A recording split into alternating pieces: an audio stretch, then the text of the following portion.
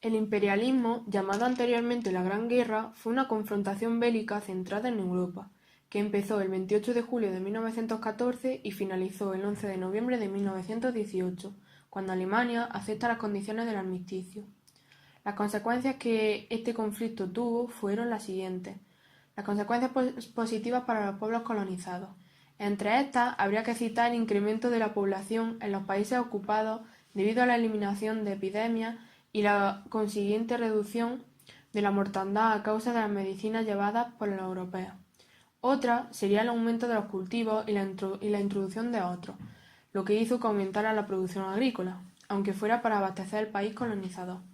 El descenso del analfabetismo y la expansión de la cultura occidental produjo la desaparición de la estructura tribal de esas sociedades e incluso en algunos casos la pérdida de su identidad cultural. Consecuencias negativas para los pueblos colonizados. La explotación exhaustiva de las colonias mediante la confiscación de sus tierras, que pasan a manos de grandes compañías adueñándose de sus recursos naturales. El desarrollo de una actividad económica en beneficio de la metrópoli. Los colonizadores provocaron en muchos casos la destrucción de la lengua y la cultura de los colonizados y de su sociedad tradicional.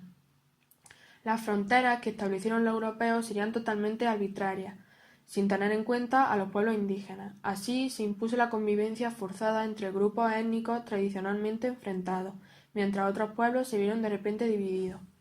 En muchos casos habrá una fuerte segregación racial y falta de respeto por las realidades autóctonas.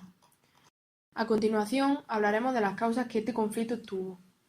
Económica. La búsqueda de nuevos territorios donde invertir el exceso de capitales acumulados da como resultado la otorgación en forma de créditos a las minorías indígenas colaboradoras de la metrópoli y la financiación de infraestructuras tales como ferrocarriles, puertos, etc.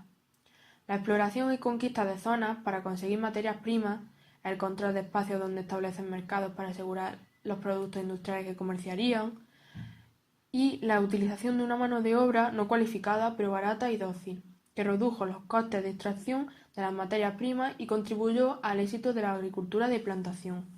Política. Los estados adoptaron una política de prestigio que atrajeron a las masas populares y la desarrollaron con personas importantes y apoyadas en la prensa. Además, las potencias adoptaban alcanzar la hegemonía colonial del control comercial y militar de las rutas marítimas y terrestres. Demográfica. La población aumentó gracias al descenso de la mortalidad por la entrada de la medicina.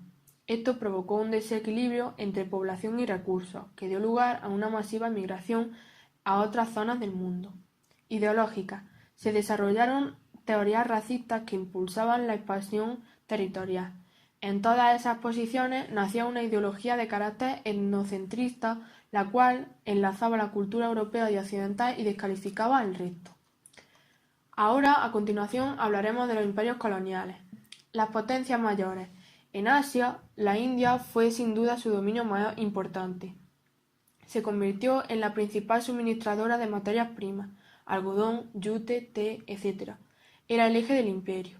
En el Mediterráneo, una vez abierto el canal de Suez, se anexó Malta y Suez y luego Egipto.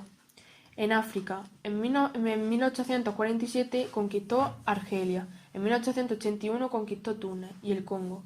En 1895 estableció un protectorado en Marruecos. En el centro del continente africano poseía Senegal, Guinea, Costa de Marfil, Benín y el Chad, y en 1898 consiguió Madagascar. En Oceanía dominó Nueva Caledonia y otras islas del Pacífico. En América controlaba en el Océano Pacífico Tahití y las Islas Marquesas y el archipiélago de Miquelon en Canadá. En América del Sur controló la Guayana. El Imperio francés. A comienzos del siglo XIX, las posesiones ultramarinas de Francia se centraban en las Antillas y algunos territorios de la India, pero en la segunda mitad del siglo XIX sus territorios se habían incrementado y se extendían por todo el mundo. El Imperio alemán poseía algunos territorios en África, Camerún, Tongo, Tanzania y Namibia. Durante los años de 1870 y 1871, Alemania había logrado derrotar a Francia y arrebatarle dos regiones industriales importantes, Alsacia y Lorena.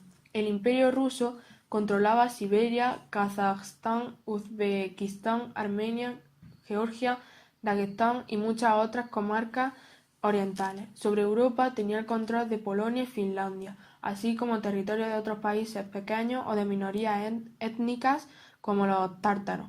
El Imperio Austriaco era otro poderoso estado y tenía Hungría, Bohemia, Bosnia y Lidia y otros territorios más. Ahora vamos a seguir con las potencias menores. El Imperio Turco, que dominaba aún varias naciones árabes, asiáticas, palestinas inclusive.